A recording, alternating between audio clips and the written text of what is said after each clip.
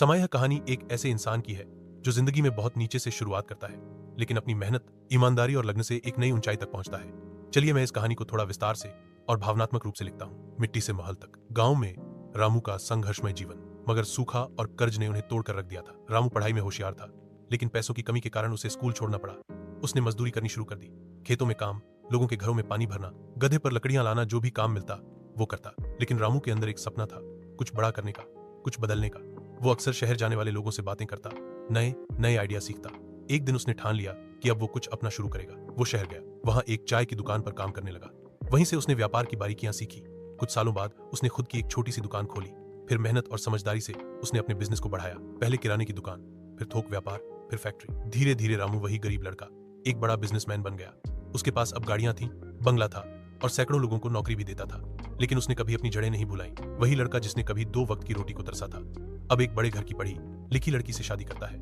लेकिन घमंड नहीं करता, बल्कि गांव लौटकर स्कूल बनवाता है, अस्पताल बनवाता है और अपने जैसे कई गरीब बच्चों की जिंदगी संवारता है। सीख, कभी हार मत मानो। हालात चाहे जैसे भी हों, अगर इरादे मजबूत हों तो मिट्टी से महल तक का सफर तय किया जा सकता है।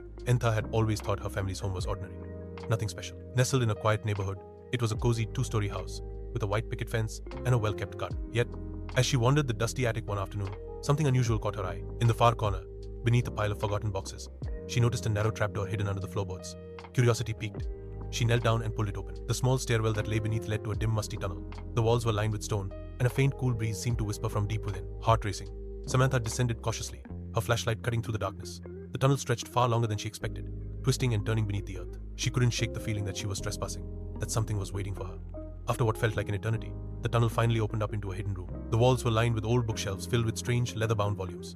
In the center of the room, an old desk sat surrounded by dusty papers and journals. As Samantha skimmed through the documents, her hands trembled.